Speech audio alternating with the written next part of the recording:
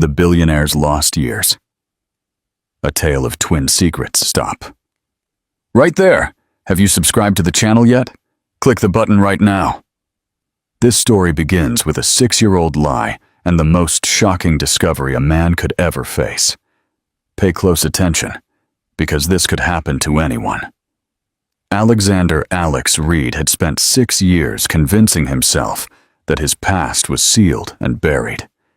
He had become a business titan in New York City, a man whose wealth was measured in real estate empires across the U.S. For him, control was everything. It was easier that way. It kept the memory of what he had lost, Veronica, at bay. But on this day, during a stroll through the lush Central Park at dusk, his ordered world didn't just tilt. It shattered into 1,000 pieces. He saw the locket, a small silver heart, gleaming under the sun's dying golden light, hanging from a little girl's neck. She had hair the color of liquid gold, and blue eyes that were horribly, painfully familiar. Alex froze. He knew that locket, because years ago he had given one exactly like it to Veronica. Alex had built a life of success, but without a soul. His company thrived. His fortune grew ceaselessly, and he had everything, except the one thing he had never allowed himself to admit he needed. He had lived in a prison of work and control to avoid thinking about the past, about the woman who had vanished without a trace. That evening, as he walked, the unusual stillness of the park, the sound of distant laughter, and the rustling of leaves forced him to slow down. For the first time in a long time, he allowed himself to breathe. That's when he saw them. 2 small girls were playing near the Bethesda fountain, their blonde hair catching the last light of the sun. They were identical, moving in perfect synchronicity. Alex, who wasn't one to notice children, stopped. There was something familiar in their gait, in the sparkle of their blue eyes. One of them turned, and he saw it, the heart-shaped silver locket. His heart hammered in his chest like a war drum. It had been a simple gift for Veronica, a small token of his affection, and she had treasured it. She always wore it. Suddenly, a woman's voice called them from a nearby bench. "Lily! Sophie! Time to go!" Alex turned toward the voice, and the air caught in his throat. Sitting on the bench was Veronica. 6 years. 6 years of silence, of believing she was gone forever. And now, there she was, just feet away, with 2 small girls who had his eyes, her hair, the confession and the betrayal. Interactive question. If you were Alex, what would be the very first question you would ask? Would anger, incredulity, or fatherly instinct dominate? Drop your opinion in the comments. Veronica must have felt his gaze because she looked up. Their eyes met, and in that instant, the entire world dissolved. Shock hit her, followed by something more. Fear, hesitation, guilt. She knew he had seen it. Alex advanced, his hands clenched into fists. "Veronica," he said, his voice low, contained, but full of the storm raging inside him. "Alex," she whispered. His name on her lips after so long sent a surge of pain through him. The girls turned to their mother, confused by the sudden tension. And just like that, Alex's world changed. He had believed he was alone. Not anymore. Veronica didn't move from the bench. Alex approached, his eyes locked on hers. Beneath all the rage and disbelief, there was something deeper. Betrayal. She hadn't just left. She had stolen 6 years of his life. "Mommy," said one of the girls, Lily, with innocent confusion. "Who is he?" Veronica swallowed hard. He's an old friend." The word cut him like a knife. "An old friend? We are not doing this here," Alex hissed. Veronica stood up abruptly. "Lily, Sophie, go play a little closer to the fountain." The girls obeyed. Alex didn't wait until they were out of earshot. "An old friend?" Veronica pressed her lips together. What was I supposed to say, Alex? How about the truth?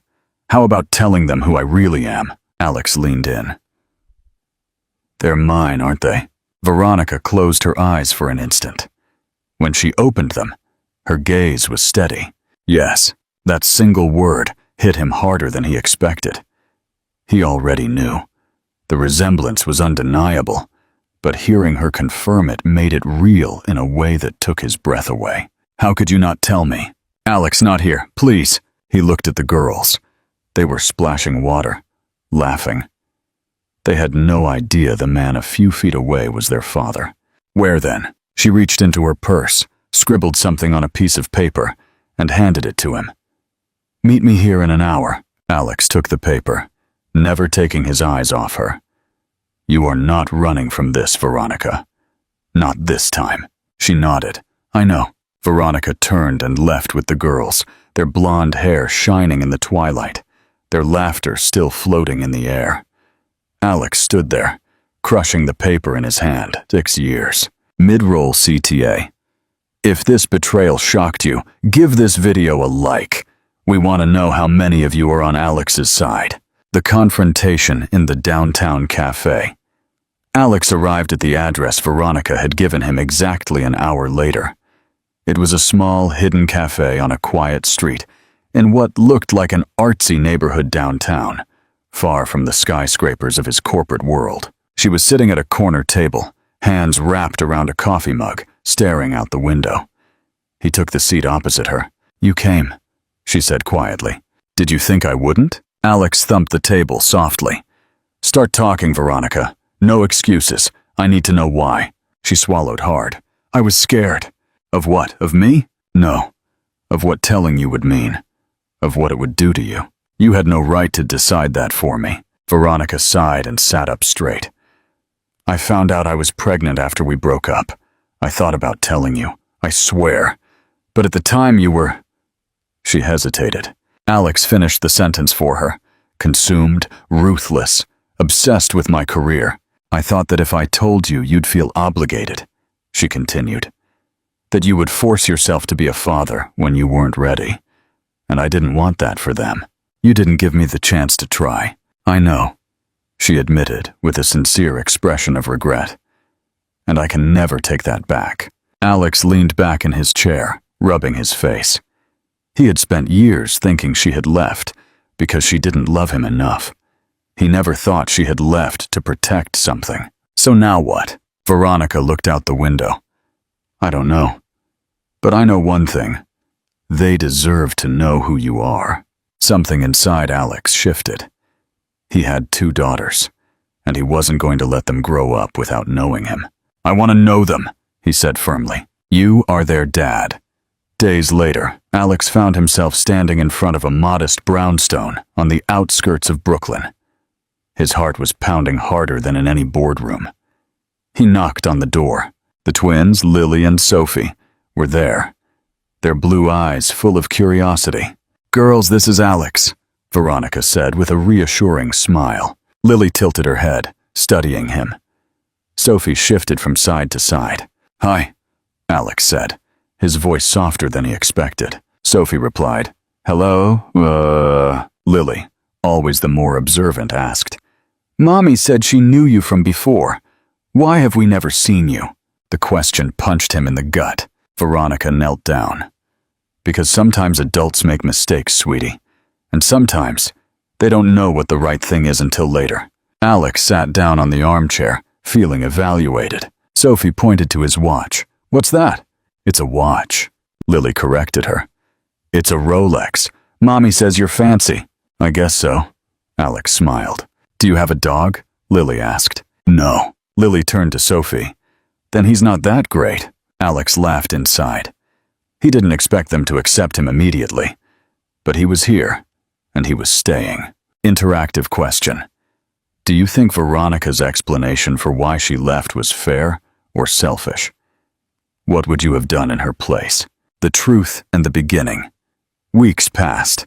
Slowly, little by little, they were letting him in. Sophie was open and conversational. Lily, cautious, was still evaluating him. One evening, as Alex helped clear the dinner table, Lily suddenly asked, "Are you staying?" He turned around. "Staying tonight?" She shook her head. "Staying forever." Alex knelt down. "I want to," he said honestly. "More than anything." "People leave," Lily said. His chest ached. "I won't leave," he promised. Lily hesitated, then stepped forward and wrapped her small arms around his neck. It wasn't a desperate hug, but a quiet surrender. Alex closed his eyes. He had spent his life building an empire, but it was in this humble embrace that he realized that, for the first time, he had something worth keeping. A month later, movie night had become a routine. Alex was on the couch with them. Mid-movie, Sophie said, "Daddy, tell him I get to pick tomorrow's movie." Alex froze.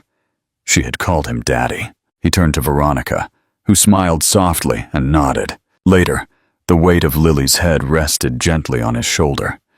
He didn't move, barely breathing. She didn't pull away. For the first time in his life, Alex felt he was exactly where he was supposed to be. It wasn't perfect, but he had his daughters, and they had him, and he wasn't going anywhere. Ever. The meaning. Part 1.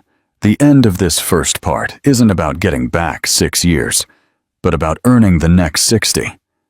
Alex, the ruthless businessman, learned that true success isn't measured in bank accounts, but in the soft weight of a daughter's head on his shoulder. Veronica stole 6 years, but in the end, she gave him the chance to become the man he was always meant to be. A father. Healing isn't instant, but a slow, beautiful process, built on simple promises. I won't leave. The silver locket, the symbol of a lost love, became the nexus that united a family that never knew it existed. This is a story about redemption and the unbreakable power of family. Thank you for staying until the end. If you loved this redemption story, don't forget to subscribe and share. We want to know what happens next with Alex and Veronica. Part 2. The choice. Hey everyone, if you missed the first part, stop and click here to watch it. Now that Alex has been accepted by Lily and Sophie, the real test begins. Can a business titan learn to be a middle-class dad?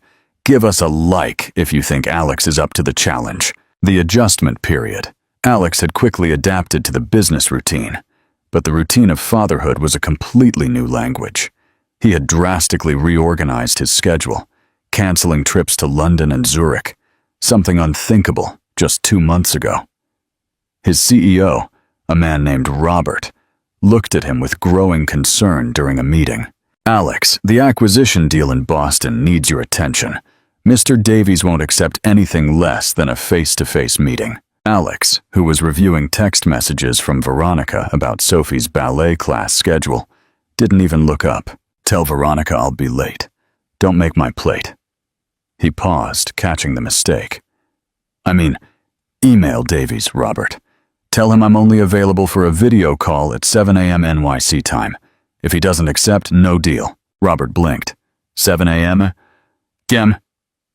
For a $30 million deal? Yes, Alex said, his voice firm. 7 o'clock. I have a commitment at 8, and it's non-negotiable. The commitment was taking Lily and Sophie to school for the first time.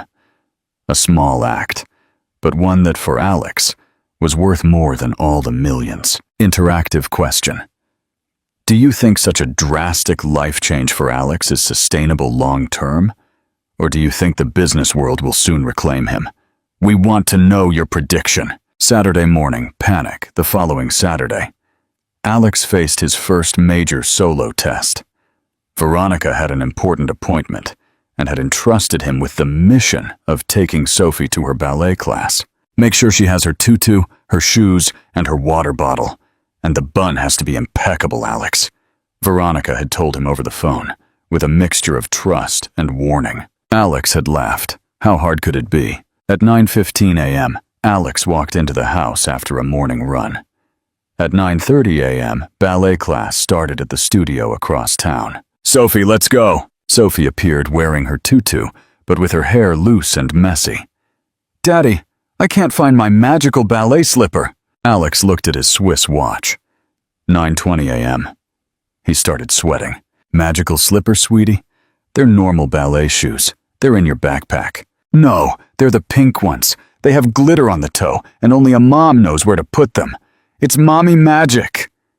Sophie started to cry softly. Alex knelt down, his business mind going into crisis resolution mode. Listen, Sophie, we're going to class. While I drive, you look in your backpack and the laundry basket. Deal? She nodded, wiping a tear. Minutes later, they arrived at the dance studio with 1 minute to spare. Sophie's bun was a messy improvisation, and the magical slipper was still missing. Oh no, my slipper. Sophie looked sad, seeing other girls walk in with their perfect buns. Alex picked her up. Look, sweetie, it's not the slipper that's magical. You are. It doesn't matter what you wear. The magic is in your feet and your heart. Now go show them your magic. Sophie looked up at him, and a bright smile replaced the tears. Yes, I'm magical. She ran inside, 1 foot barefoot. Alex stood there, leaning against the doorframe, exhausted, but with a sense of triumph that no $30 million deal could match. The right gift. Alex's next major task was connecting with Lily. The girl was his opposite, quiet, thoughtful, and deeply skeptical. Lily had mentioned her love for adventure novels. Alex, with his usual big-thinking way, went into one of the oldest, most expensive bookstores in Manhattan. He bought the deluxe, leather-bound edition of every adventure novel Lily had mentioned. That night, he handed the box to Lily, who was reading on the couch. For you. They are the finest editions of your favorite adventures. They're valuable. Lily opened the box carefully.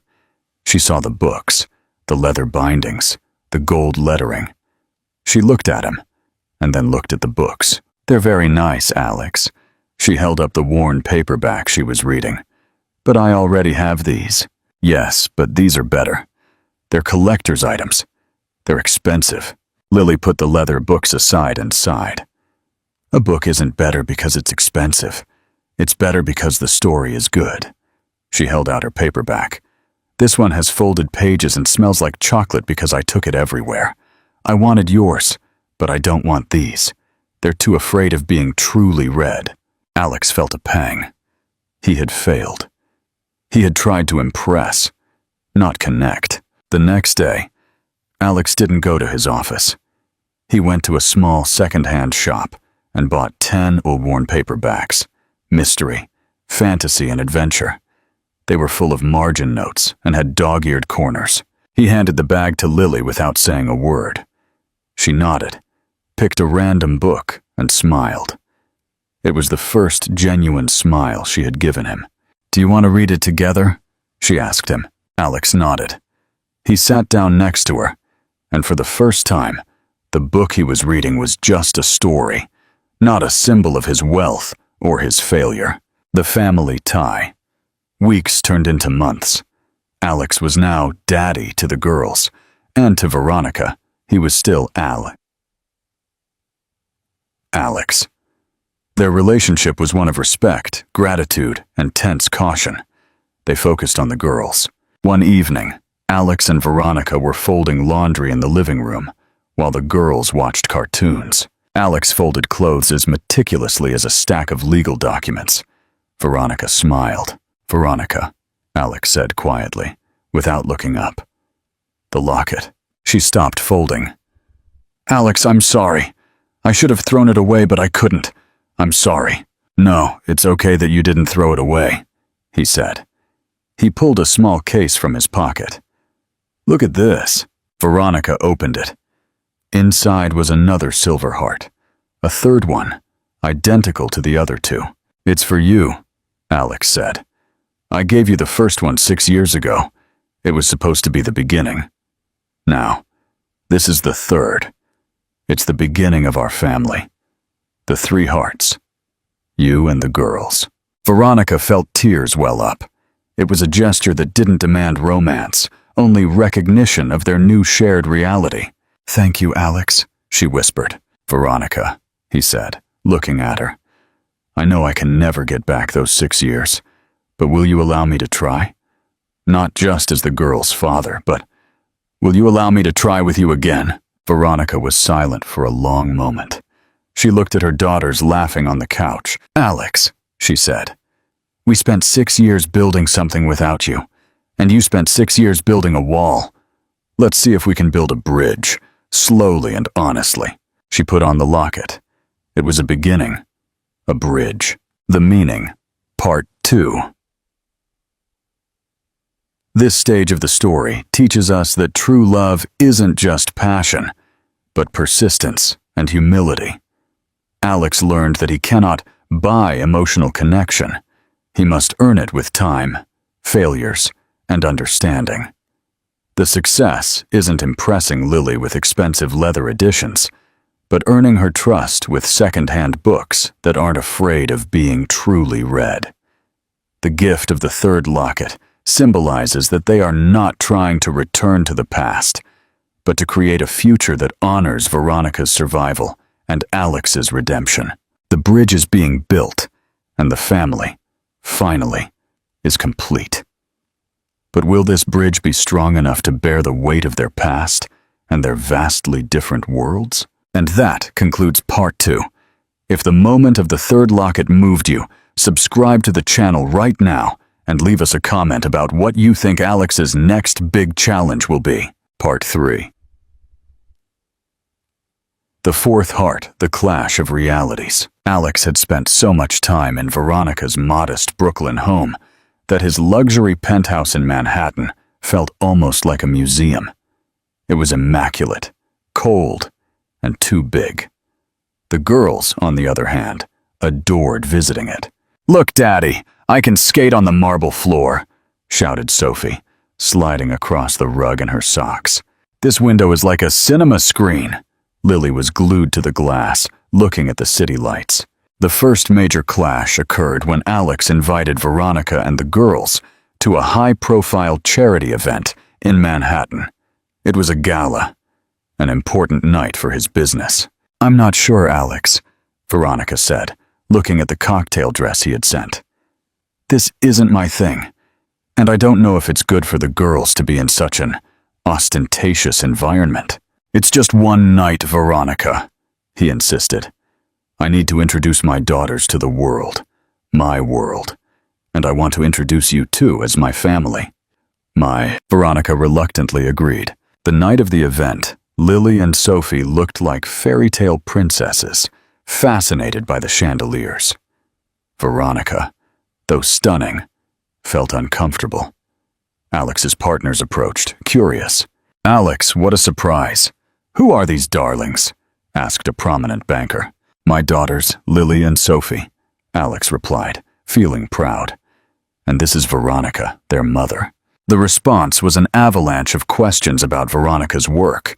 She was a freelance interior designer, and her life in a quiet neighborhood.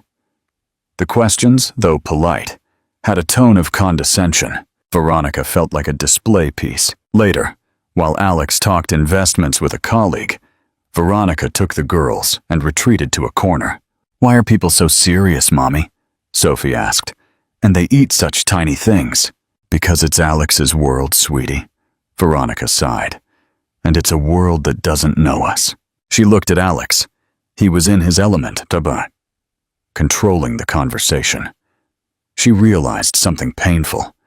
He fit perfectly there, and she didn't. Their 6-year gap wasn't just time, but a lifestyle divide. The key to trust. Alex felt Veronica's discomfort, but didn't fully understand it until the next day. "Veronica, why did you leave so early last night?" "It wasn't our place, Alex. I felt like I was invading your life, and I felt judged." "Nobody was judging you. They're my partners. They're important." "And there's the problem," Veronica said, calmly. "Your world runs on money and power. Mine runs on trust and authenticity. We are not a business deal, Alex. We are not a trophy to parade at a gala. I told you I wanted a bridge, not to move to your island." Alex fell silent. She was right. He decided to change the approach. He stopped trying to bring them into his world and started integrating into theirs. Alex spent his next Saturday helping Veronica paint a mural in the girls' bedroom, a starry sky that Lily had designed. He was covered in paint, muttering under his breath, but the girls laughed. "Daddy, you put a star in your hair," exclaimed Sophie. Veronica laughed genuinely, a clear laugh that Alex missed. "How about this, Veronica? Could we rent a house on the beach in the Hamptons for the summer? Away from Manhattan and Brooklyn, neutral ground, create our own world." Veronica looked at him, and she saw sincerity, not control, in his eyes. "That's a good bridge, Alex." The return of the past, just as the family was starting to find its rhythm, a shadowy figure from Alex's past reappeared. Eliza. Eliza was a former fiancée, a woman from Manhattan's high society, who had briefly been with Alex after Veronica left. She was from his world, elegant and ruthless. Eliza approached Alex at a business lunch, looking at him with a calculating smile. "Alex, you look different. Softer? Could it be the rumor that you're playing family?"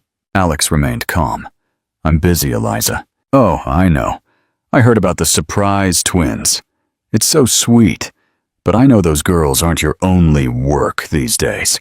A freelance interior designer from Brooklyn? Alex, what are you doing?" Eliza leaned in, her voice a venomous whisper.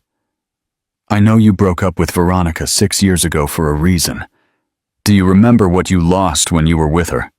Your focus, your ambition.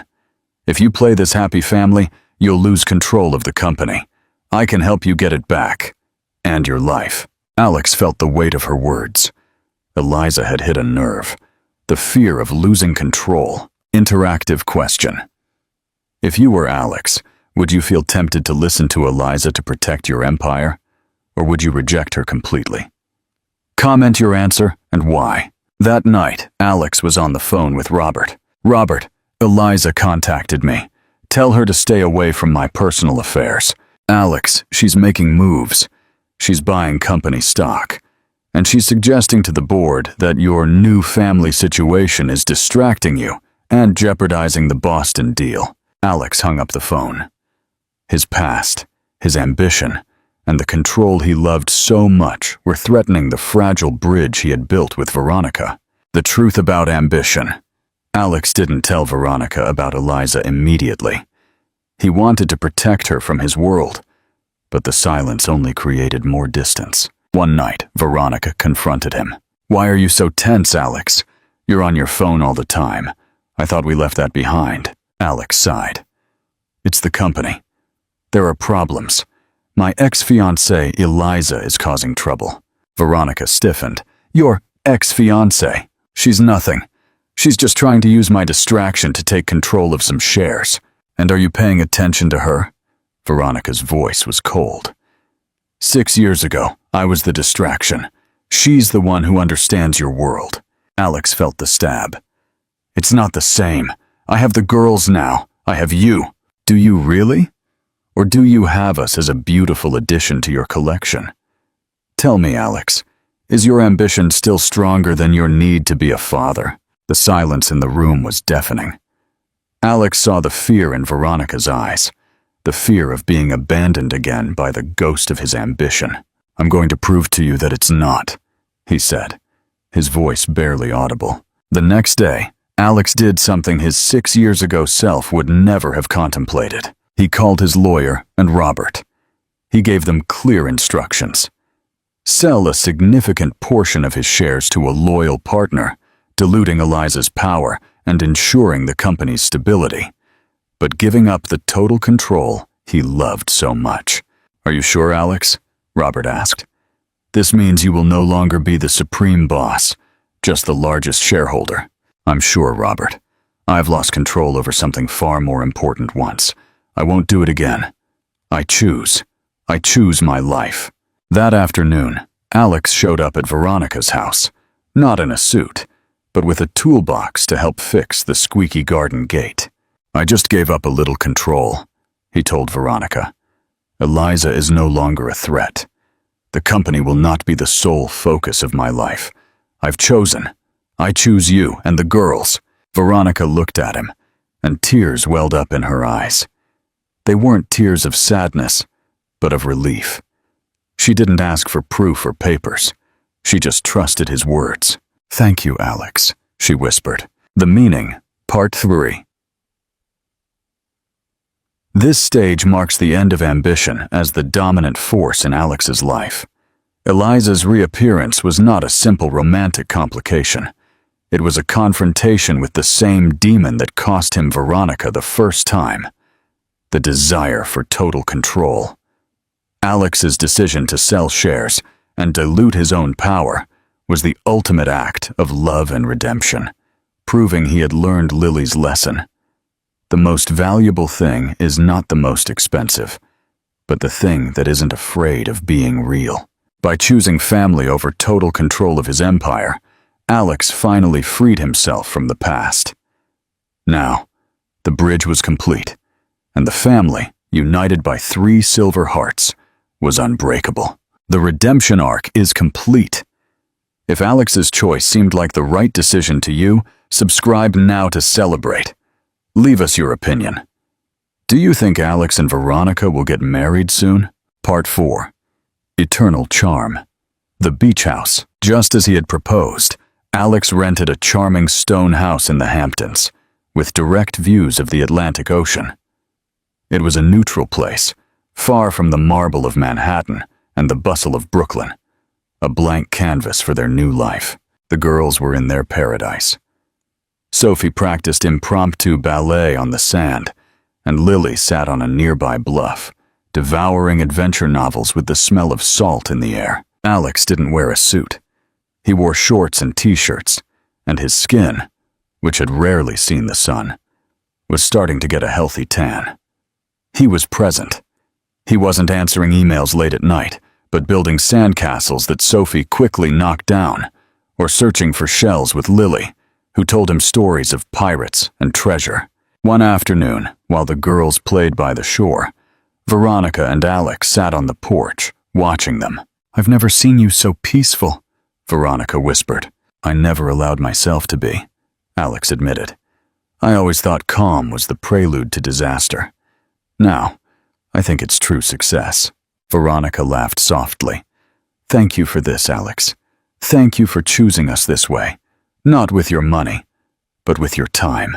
"Veronica, I'm the one who should thank you. You were the one who stayed and fought for them.